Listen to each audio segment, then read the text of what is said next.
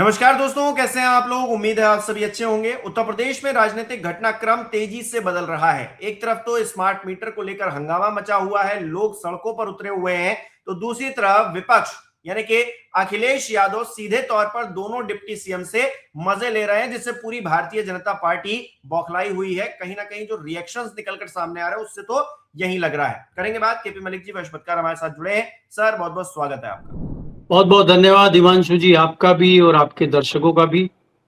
Sir, Akhilesh Yadav एक video share कर रहे हैं जिसमें केशव प्रसाद मौर्य हैं, ब्रजेश पाठक हैं, और वो कह रहे हैं कि दो स्टूलों को मिलाने से कुर्सी नहीं बनती। अब उनकी ये बात जो है भारतीय जनता पार्टी को, मौर्य जी को, पाठक जी को इतनी चुभ गई है कि सोशल मीडिया पर एक तरह से वॉर शुरू हो गई है। तो किस तरह से देखें और क्या इशारा कर रहे हैं अखिलेश यादव, क्यों छेड़खानी कर रहे हैं इस वक्त? देखिए हिमांशु जी, अगर आप देखें, अखिलेश यादव मजा ले रहे हैं। इसको अगर आप कहेंगे, इसको कहते हैं कि वो मस्ती मजा ले रहे हैं इनका, क्योंकि इस बात से कहीं ना कहीं ये बात तो जाहिर होती है कि दोनों जो डिप्टी सीएम है यूपी के, वो कस मसा के रह गए हैं और उनके हाथ कुछ नहीं लगा है। लगभग 5 साल पूरे होने को हैं और केशव मौर्य जी ने तमाम जो है सब अपने पैंतरेबाजी करके देख लिए, और उनको ना कोई बहुत बढ़िया पद मिला, ना उनको दिल्ली में कुछ मिला, ना उनको यूपी में कुछ मिला, और वो फुटबॉल की तरह जो है दोनों के बीच में भटकते रहे। और कहीं बैठते भी हैं तो उनको जो स्टूल दिया गया था वो स्टूल उनका पीछा नहीं छोड़ रहा है। हालांकि स्टूल पर बैठे हुए कभी ब्रजेश मिश्रा को नहीं देखा गया, लेकिन अखिलेश यादव ने उनको भी उसी कैटेगरी में लाके और ये तंज कस दिया कि भाई दो स्टूलों को जोड़ने के बावजूद भी कुर्सी तो नहीं बनती। ये बात तो उनकी सही है, अगर स्टूल जोड़ भी देते हैं आप तो पीछे की जो टेक लगाना, जो हत्थे होते हैं, वो तो बना नहीं। फिर भी एक ये है कि भाई एक सीट बन गई बैठने की। तो वो मजा ले रहे हैं, और सियासत में इस प्रकार का मजा लेना भी कभी कभी अच्छा रहता है। जहां नेताओं में एक तनाव बना हुआ है वेस्ट बंगाल को लेके, उस तनाव में हल्की फुल्की इस तरह की चुगलबाजी, हल्की हुल्की चहुलबाजी करना मुझे लगता है ठीक है। लेकिन केशव प्रसाद मौर्य का इसको बहुत ज्यादा सीरियस ले लेना, क्योंकि केशव मौर्य जी आजकल अपने आप को जो असली मौर्य थे, उनका पूरा नाम क्या था मैं भूल गया, उनके पद चिन्हों पे चल रहे हैं और अपने आप को मान रहे हैं कि वो उन्हीं के बराबर है। चंद्रगुप्त तो मौर्य। चंद्रगुप्त मौर्य, तो वो सोच रहे हैं कि मैं भारतीय जनता पार्टी का चंद्रगुप्त मौर्य है, लेकिन वो भूल जाते हैं कि चाणक्य दिल्ली में कोई और बैठे हुए हैं। अगर वो इस तरह का कुछ प्रयास करेंगे तो उनको भी कलम तराश कर दिया जाएगा। तो इसलिए वो यूपी के चाणक्य बने हुए हैं और यूपी के मौर्य बने हुए हैं। खुद की तस्वीर को फिट और हिट जोड़ी बता रहे हैं और कह रहे हैं कि अखिलेश यादव को इससे घबराना नहीं चाहिए। अखिलेश यादव तो कह रहे हैं कि मैं योगी जी से नहीं घबरा रहा हूं, स्टूल वाली जोड़ी से कहां घबराएंगे वो। अगर उनको घबराना ही होगा तो वो तो दिल्ली से घबराएंगे, वो तो वेस्ट बंगाल के नतीजों से घबराएंगे। उनको यूपी से और खासकर उत्तर प्रदेश के डिप्टी सीएम से क्या घबराना। अगर इस प्रकार का घबराना उनको होता तो वो इनका मजा ही ना लेते। खैर, ये बात ये है कि ये तो खाली एक सियासी चुटकुलेबाजी है, मौज मस्ती है, इसमें कोई बहुत विशेष तौर पर मैं इस बात को नहीं देखता हूँ। ये एक नई खबर आपको मिल गई है या मीडिया को मिल गई है, मीडिया इस पे अपना खबर बनाए। एक चीज तो है ना सर कि दोनों डिप्टी सीएम एक साथ नजर आ रहे हैं, एक साथ कुछ जुगत बना रहे हैं क्या? क्योंकि योगी आदित्यनाथ अभी भी मतलब अलग हैं, वो ज्यादा इन्वॉल्वमेंट इन दो डिप्टी सीएम के साथ में नहीं दिखाते हैं। और ये दो डिप्टी सीएम कहीं ना कहीं अभी जब अनुपमा जायसवाल को हॉस्पिटल देखने जाना था वहां पर भी नजर आए, उसके बाद यहाँ पर एक साथ रील भी शेयर कर रहे हैं। तो कोई अलग रणनीति क्या उत्तर प्रदेश की राजनीति में ये दो डिप्टी सीएम मिलकर जो है कुछ बना रहे हैं क्या? नहीं, देखिए हिमांशु, अगर आप देखें कोई नई बात नहीं है इसमें, और ये माना जाता है, योगी जी भी इस बात को जानते हैं और उत्तर प्रदेश की जनता भी इस बात को जानती है, अखिलेश यादव भी इस बात को जानते हैं, दूसरे सियासी दलों के लोग भी इस बात को जानते हैं कि ये दोनों डिप्टी सीएम दिल्ली के इशारे पे बनाए गए हैं, दिल्ली के कहने पे बनाए गए हैं, और ये दिल्ली के ही दूत हैं, इसलिए इनको रखा गया है। इसीलिए योगी जी इनको बहुत सहजता से भाव नहीं देते हैं और बहुत कंफर्टेबल इनके साथ नहीं रहते हैं। जहाँ मौका मिलता है, जहाँ पे इस तरह की परिस्थितियाँ बनती हैं, मतभेद सामने आ जाते हैं। आपने देखा होगा पिछले दिनों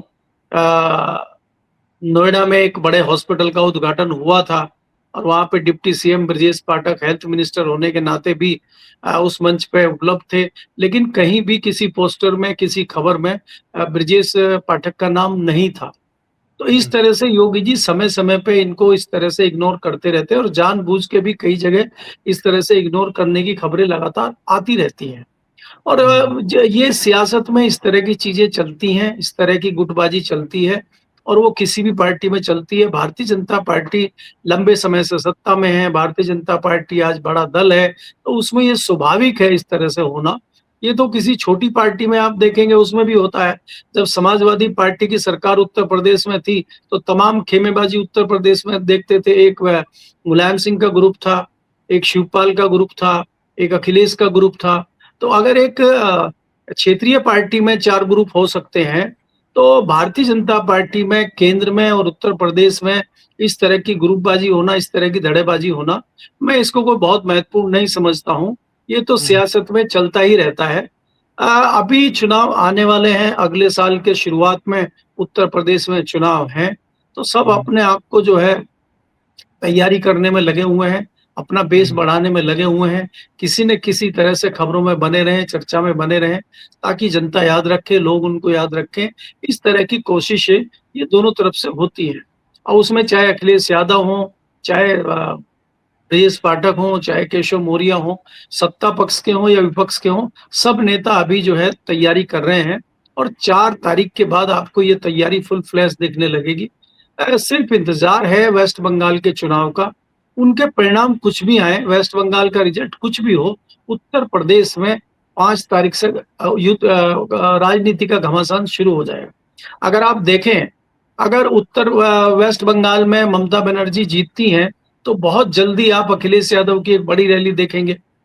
और अगर भारतीय जनता पार्टी वेस्ट बंगाल में जीतती है, तो योगी जी उसका श्रेय लेते हुए बहुत बड़ा प्रोग्राम, बहुत बड़ी रैली वो खुद करेंगे, क्योंकि वो भी वहां गए हैं और उन्होंने भी अपना बताया है कि भाई हमने जिस प्रकार से law and order Uttar Pradesh में बढ़िया कर दिया है, जिस प्रकार से हमने अब्दुल को टाइट उत्तर प्रदेश में किया हुआ है, उसी तरह से बंगाल में हो जाएगा।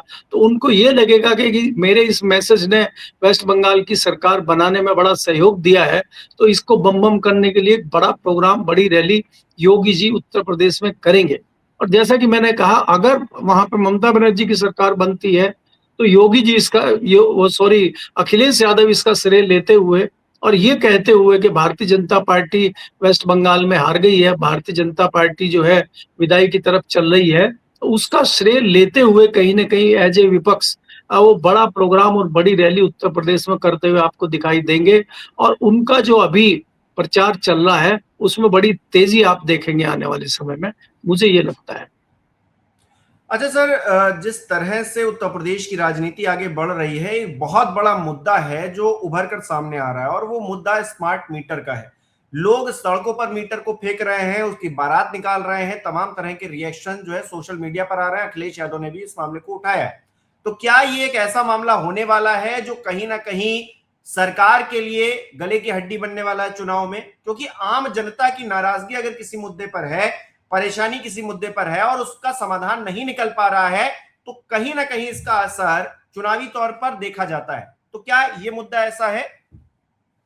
देखिए हिमांशु, अगर आप देखें, ये मुद्दा बहुत बड़ा है और भारतीय जनता पार्टी की जो रणनीति है कि तमाम जो सरकारी संगठन है, सरकारी प्राधिकरण है, उनको धीरे धीरे निजी हाथों में दिया जा रहा है। उसी के तहत ये भी है कि प्राइवेट कंपनियों को बिजली सौंप दी गई है। बिजली विभाग प्राइवेट कंपनियों के इशारे पे काम कर रहा है। उत्तर प्रदेश में बिजली कंपनियां जो काम कर रही हैं, उन्होंने बिना सरकार की इजाजत के, बिना परमिशन के ये स्मार्ट मीटर लगा दिए। उपभोक्ता को भी इस बात की जानकारी नहीं थी कि ये स्मार्ट मीटर है। जबकि इस तरह की जब खबरें आई और पता चला कि भाई ये इस तरह से उत्तर प्रदेश में हो रहा है, लाखों मीटर जो है इस तरह के लगा दिए गए हैं, तो उपभोक्ताओं ने विरोध करना शुरू किया और कुछ संगठन भी सामने आए। उसके बाद कुछ सांसदों ने सवाल पिछले सत्र में ये पूछा था। तो यहाँ पे अपने पार्लियामेंट में देखा था कि जो केंद्रीय ऊर्जा मंत्री हैं खट्टर साहब, उन्होंने जवाब दिया था और उन्होंने ये कहा था कि कोई बाध्यता नहीं है कि आपको स्मार्ट मीटर ही लगाना है, ये विकल्प के तौर पे है, जो लगवाना चाहे लगवाएं और जो नहीं लगवाना चाहते जबरदस्ती कोई भी कंपनी इस मीटर को नहीं लगा सकती है। तो इसलिए ये और बीच में कोई कोशिश की थी कंपनियों ने या साठगांठ करके उस तरह का एक ऑर्डर पास करा लिया था और यूपी पावर कॉर्पोरेशन ने जो है परमिशन दे दी थी और वो मीटर इस तरह से लगाए गए।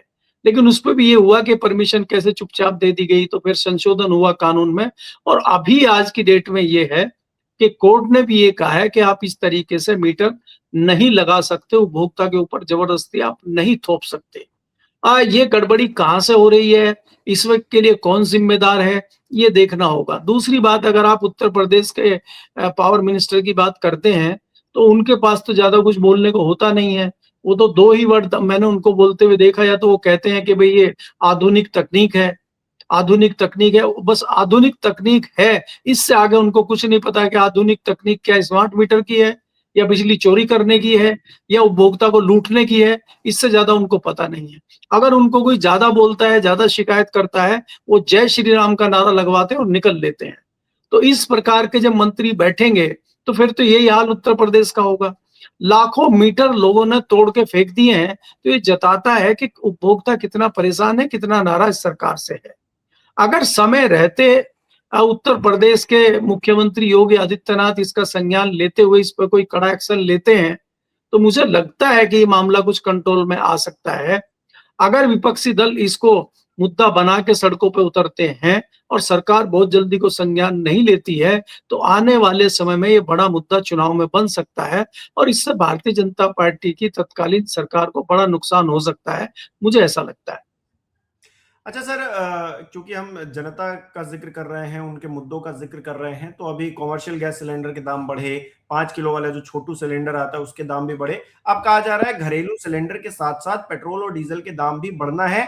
सूत्रों के हवाले से चैनल्स ने ये खबर चला दी है। तो ये जो सूत्रों के हवाले से खबर चला दी जाती है, क्या जनता की नब्ज नापने के लिए चलाई जाती है या फिर क्योंकि जिस तरह से घाटा झेल रही है कंपनियां, बढ़ाया तो जाना ही है, क्या इसे झेल पाएगी सरकार या फिर इसको मैनेज कर पाएगी सरकार? बहुत सारे सवाल हैं। और अगर 4 तारीख के बाद ऐसी परिस्थितियां बनती हैं जहां पर भारतीय जनता पार्टी जो है ऐसा फैसला लेती है देश के लिए, तो फिर क्या परिस्थितियां बनेंगी सर? देखिए हिमांशु, अगर आप देखेंगे कि अभी भी 4-5 राज्यों में चुनाव होने हैं अगले साल के शुरुआत में। जैसे आप देखेंगे कि उत्तर प्रदेश का चुनाव है, उत्तराखंड का है, पंजाब में चुनाव है, तो यहाँ पे भारतीय जनता पार्टी को एक बड़ा नुकसान हो सकता है और निर्णय तो लेना ही पड़ेगा। क्योंकि अभी तक आपने कंपनियों को रोका हुआ है, कंपनियां रुकी हुई हैं, कंपनियों को लगातार घाटा हो रहा है, तो कंपनियां लंबे समय तक घाटा सहन नहीं कर सकती हैं और अल्टीमेटली उन कंपनियों को तेल के दाम बढ़ाने ही होंगे। और जब दाम बढ़ेंगे, और दाम इस बार अच्छे खासे बढ़ेंगे, कोई ऐसा नहीं है कि 2, 5, 10 रुपए बढ़ जाएंगे। उम्मीद लोग ये लगा रहे हैं कि 20 से 25 रुपया कम से कम बढ़ाना पड़ेगा, तब कंपनियों को राहत मिलेगी। जिस प्रकार से खाड़ी युद्ध चल रहा है और खाड़ी से ही हमारा तेल आता है, खाड़ी से ही सारी चीजें होती हैं, तो हम भी इससे कहीं ना कहीं प्रभावित हैं। तो हम लंबे समय तक इस चीज को नहीं झेल सकते। हमारे पास स्टॉक भी कम होता जा रहा है और रेट भी लगातार बढ़ता जा रहा है। जिस प्रकार से आप देख रहे हैं कि डॉलर का रेट जो है बढ़ता जा रहा है, रुपया गिरता जा रहा है, तो वो भी हमें एक बड़ा नुकसान हो रहा है क्योंकि कंपनियां डॉलर में ही तेल खरीदती हैं, तो उसके नाते भी बहुत नुकसान कंपनियों को हो रहा है। तो रेट तो बढ़ाना ही है। अब आप उसमें कितने दिन उसको रोक सकते हैं, कब तक उसको रोक सकते हैं, बात ये है। तो हम उम्मीद ये कर रहे हैं कि 4 तारीख के रिजल्ट के बाद भारतीय जनता पार्टी की केंद्र सरकार जो है वो इजाजत दे देगी कंपनियों को और उसके बाद तत्काल रेट बढ़ेंगे।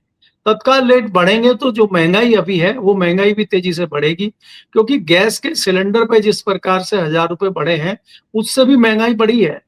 भोजन की थाली का रेट बढ़ा है, बाकी चीजों का रेट बढ़ा है, आप खाना खाएंगे उसका रेट बढ़ा है।